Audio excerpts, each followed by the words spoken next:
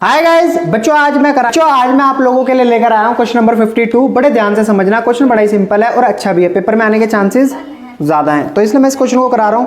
मैंने क्वेश्चन आपकी स्क्रीन पर भी शो करा दिया, मैं क्वेश्चन को रीड करने जा रहा हूं। From the following information calculate total asset to डेप्ट रेशियो। और बीच में जो सारी इन्फॉर्मेशन दे रखी है उसको अभी छोड़ देते हैं। सिंपल एक बात पे ध्यान देते हैं, इस क्वेश्चन में हमें कैलकुलेट क्या करना है, टोटल एसेट टू डेप्ट रेशियो का फॉर्मूला होता है total asset upon non current liability.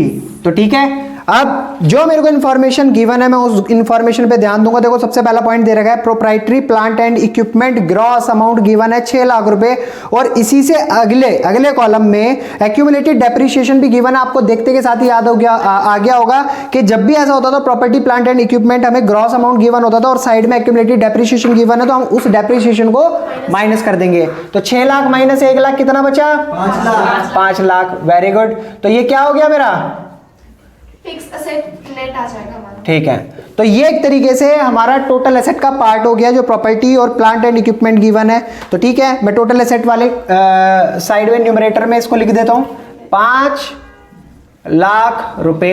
फिर उसके बाद हमारा नेक्स्ट पॉइंट आता है नॉन करंट इन्वेस्टमेंट। ये भी एक तरीके की क्या है, फिक्स एसेट। तो ठीक है, 10,000 रुपए टोटल एसेट निकालने में काम आएगी। फिर उसके बाद हमारे सामने आता है करंट एसेट, नाम से ही पता लग रहा है एसेट है। 2.5 लाख रुपए टोटल एसेट निकालने में काम आएंगे प्लस। फिर उसके बाद आता है मेरे पास लॉन्ग टर्म बोरोइंग। बच्चों ये क्या है, ये है नॉन करंट लायबिलिटी का पार्ट, 3 लाख रुपए। तो नॉन करंट लायबिलिटी हमें कहां पर लिखना है, डेनोमिनेटर में, तो यहां पर आ गया 3 लाख। फिर नेक्स्ट एक्यूमुलेटेड डेप्रिसिएशन का तो हमने 3/5 कर दिया है। Long term loan and advances, ये क्या होता है, ये भी एक तरीके की एसेट है, तो इसको भी हम क्या करेंगे 40,000 रुपए को ऐड कर देंगे। फिर बात आती है करंट लायबिलिटी की। तो करंट लायबिलिटी किसका पार्ट है बच्चों, करंट लायबिलिटी किसका पार्ट है, यहां पर ये किसी भी चीज का पार्ट नहीं है, क्योंकि हम तो बात करें नॉन करंट लायबिलिटी की, तो करंट लायबिलिटी को हम हाथ भी नहीं लगाएंगे।